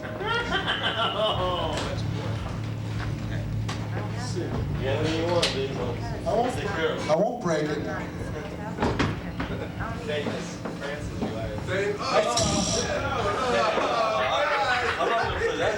No, I didn't actually. I just wanted to see if the bubbles would make a bongo effect, you know. It's like that. No, it's more like this. Oh, yeah, that's your more. vibe, right? Yeah, that's it. No, actually, it's like, now listen, you ever, don't you hate it when you're taking a piss and the toilet seat falls down right in the middle of it? No. You know, especially if you're a girl. Must really hurt. Anyway, yes, on that incredibly sophisticated note of witty badinage for which the wrong hero is known far and wide, I think I will conclude this portion of my presentation. That was just part one, right? Part two I'll be doing tonight at AS 220. What do you want with some physicality? All right, like what? Movement. Torturing a Shetland pony? We don't have one here. Let's see. I know. Will Rogers impression. Well, it seems to me as though half the people are half right all half the time. I only know what I read in the newspapers. Physicality. I can't think of anything right. Oh, What about okay. the other comic? At the cross his station keeping stood the Virgin Mother weeping. Like, ha! I'm Lyndon Johnson. Welcome to the Johnson City Whirlwind. It's like, all right, let's move it along now. Honorable sir, do not get yourself stuck in the Tokyo subway system door. Please move back, please. Okay, well, then I must go, but, No. yes. No, I have to go out on a high note, huh? Yeah. Hold on. Da da da da da da da da da. Hey. Come on now.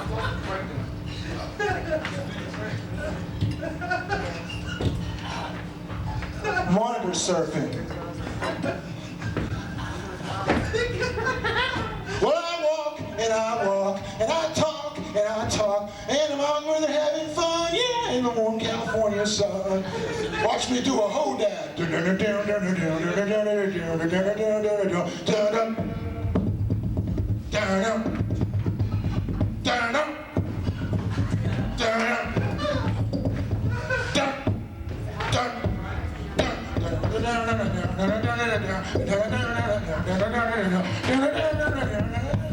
Hey, come on, man. You're ruining this stuff.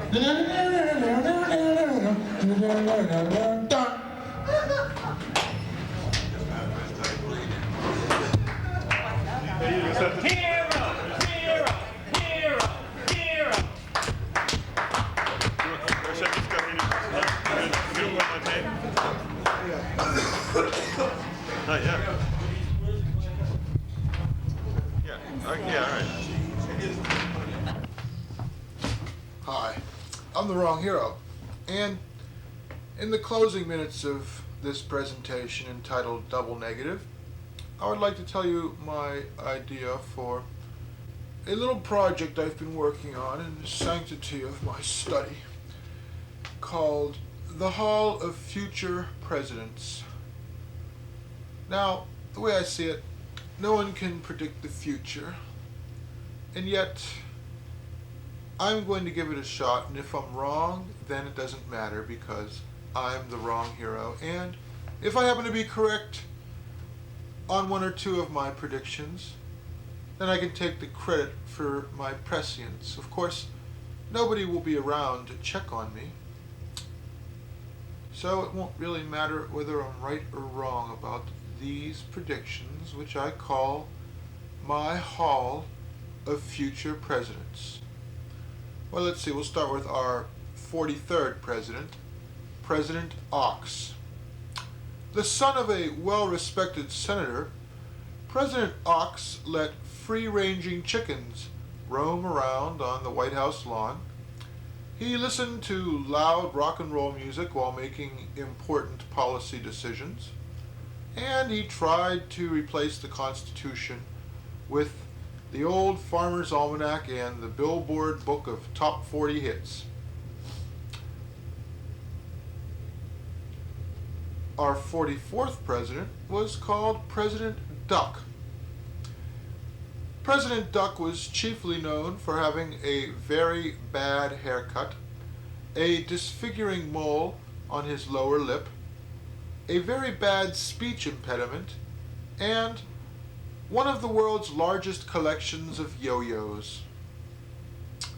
He was the first president to have hosted a very successful children's show, which, at the end of his single term, he returned to. Quite successfully, I might add. Then there was our 45th president, President Fink. He had a very bad habit of referring to his opponents as liars and traitors, and even communists, although, of course, the last communist state crumbled in the year 2002. President Fink also founded the very short-lived Presidential Television Network. He divorced his wife when he discovered she opposed his scheme to bury landmines on the White House lawn. And for much of his final year in office, President Fink refused to leave the room in which he kept his model train set, on which he doted, even though, of course, trains were abolished by executive fiat in the year 2004. And that brings us to our 46th president, President Sin. President Sin was our first president whose second language was English, unless of course you count King George III, which for the purpose of this presentation I do not. President Sin was also a devout Catholic who cheated on his wife, a liberal isolationist who broke off diplomatic relations with Canada and Mexico, and yet, due to his reputation as a man of the people, he was not only elected to 2 full terms, but was even permitted to hand-pick his successor. And, of course, as we will all know, his successor, our 47th president, was President Dodge. President Dodge was our first president of African American descent. He was also our first president to go from the Supreme Court to the White House. He was our second bachelor president, and the president under whose administration Washington, D.C., Cuba, and New York City became full-fledged states. Our 48th president was President Sir. A splitting headache kept him from doing very much during his first year in office, and the medication he took to alleviate this condition rendered him relatively inactive during the final 3 years of his one and only term. During his term, the United States was governed largely by his two chief aides, both of whom were elected to presidential terms in their own right. And they were our 49th president, President Lex. Formerly a top corporation lawyer, during his term, President Lex eliminated the capital gains tax, made Guam our 54th state, and saw the Dow Jones Industrials double, hitting an all-time high of 12,000. Our 50th president was President Skin.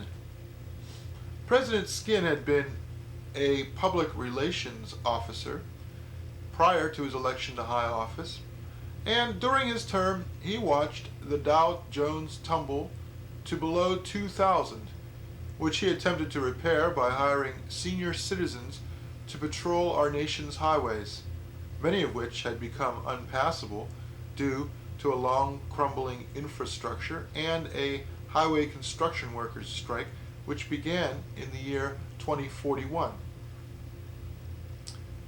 President Skin served a single term and was succeeded by our 51st president, President Hare. President Hare is chiefly remembered for having privatized the post office, the railroads, and many of the nation's schools. His Channel P kept the United States informed of his doings 24 hours a day. President Hare was later to star in a successful movie about his administration called Hare, although of course it is not to be confused with the late 20th century musical of the same name. He was succeeded by our 52nd president, President Rex. President Rex declared martial law, a 9 p.m. curfew, and a wage and price freeze in order to deal with the nation's growing economic crisis. Under his administration, chain gangs alongside our nation's highways became a familiar part of the national landscape. In a side note, he also brought back the nearly forgotten Burma shave signs. Our 53rd president was President Midge. The first president to be born in the 21st century, she was also our first female chief executive. Under her administration, the CIA was abolished, farms were nationalized, and public housing was provided free of charge to indigents, government workers, but perhaps I repeat myself. Now let's see, it says here she served just one term and was succeeded by our 54th president, President Gross. Facing an unprecedented 20-year depression, President Gross passed through Congress bills which devalued our currency, nationalized health care, and guaranteed full employment. Under his term, our nation's roadways were operated under a pay-as-you-go system which severely restricted travel, which meant that for the first time, a majority of Americans worked from their homes. During his second term, President Gross placed the vast majority of the nation's prison inmates under house arrest and provided homeschooling for any American who wanted it in the now deserted penitentiary systems. Our 55th president was President Sim. President Sim was our first president whose holographic image was beamed into every American home by law. He also passed into law a bill which required every American vehicle to be retrofitted with hydrogen fuel tanks, which created jobs for the unemployed soldiers whose jobs he annulled after privatizing the armed forces. His CD-ROM entitled America Cyborg sold millions of copies. Of course, a great many people didn't have to pay cash for them under the barter system which had been instituted in the year 2069. Our 56th president was President Salt.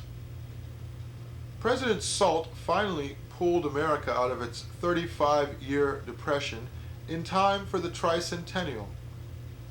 He did so by reestablishing relations with Canada and Mexico, granting independence to Alaska, Hawaii, and New York City, and inspiring Americans to work 16-hour days and purchase 30-year government bonds.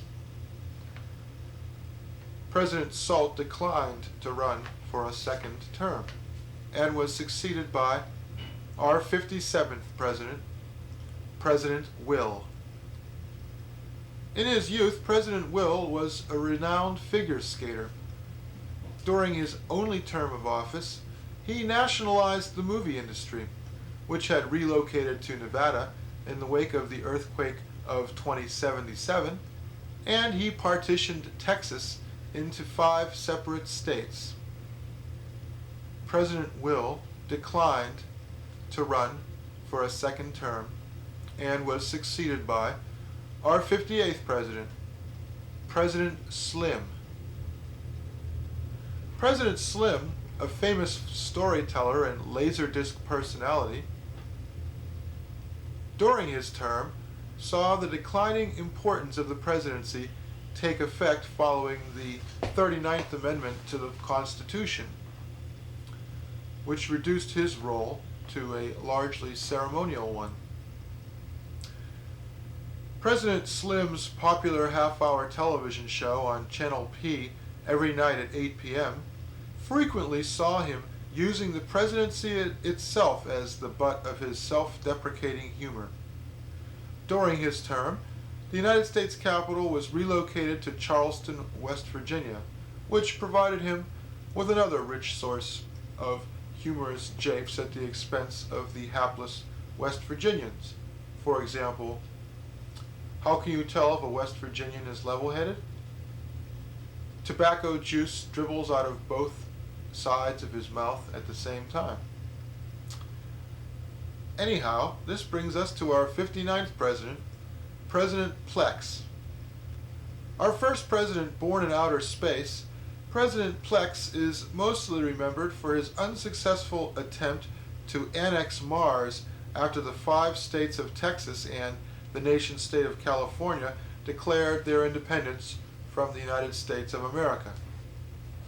Of course, I don't have to tell you that the Koreans and the Cambodians eventually annexed Mars to their own burgeoning East Asian world state.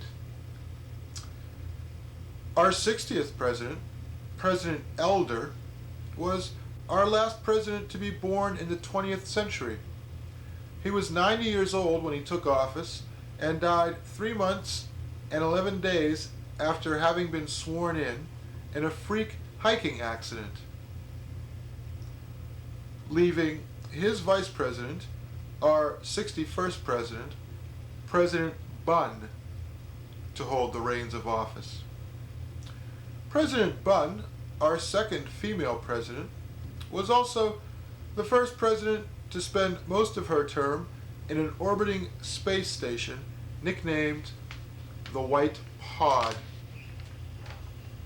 In a list of the nation's 10 most respected women, she came in 11th, since many people not only couldn't recognize her picture, but didn't even know her name. Her undistinguished term was leavened by the ascension of President Lax, our 62nd president. President Lax was never a man to take things any too seriously, which was fortunate because under his administration, the United States was being further balkanized due to the secession of Washington State, Oregon, New Mexico, Colorado, Nevada, Arizona, Florida, Mississippi, Alabama, Louisiana, Pennsylvania, New York State, Rhode Island, and Massachusetts. Instead of worrying about the fact that he was presiding over a disintegrating nation state, President Lax spent his time writing science fiction movies and pretty much keeping to himself. They say he was a mighty mean shot with the laser.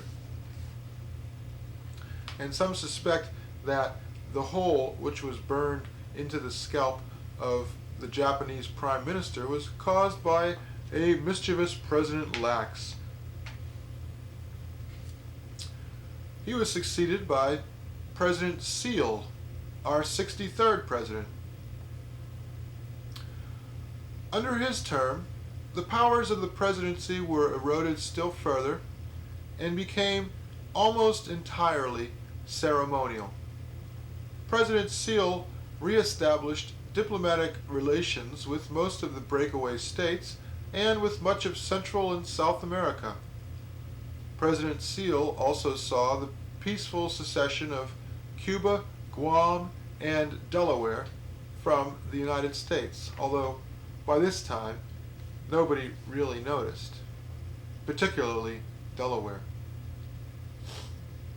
He was succeeded by our 64th president, President Reed. It was the unhappy duty of President Reed to tell investors that the government had had to default on its 30-year bonds. By the end of his term, President Reed was, perhaps through no fault of his own, the most despised man in the United States of America, such as they were, and he spent his retirement on the colony of Mars with his wife, his robot, his clones, and his recombinant DNA splices. He was succeeded by our 65th president, President Good, whose campaign slogan, incidentally, was, "Feel good about America."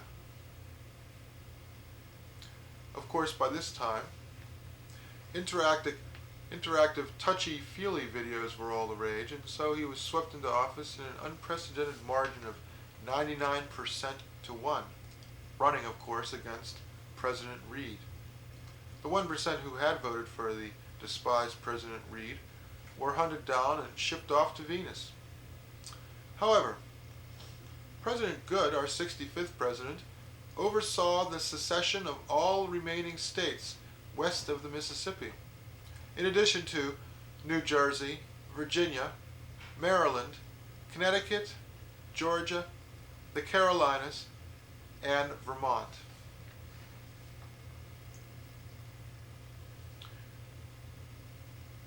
He was succeeded by our 66th president, President Clear.